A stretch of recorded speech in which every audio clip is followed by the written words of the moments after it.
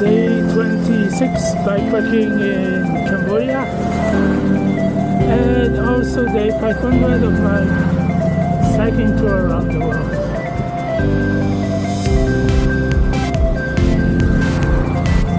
Today I decided to go up in Kotor, the mountain close to Cambodia. I think around 30 kilometers uphill. Yeah, gonna be a nice day.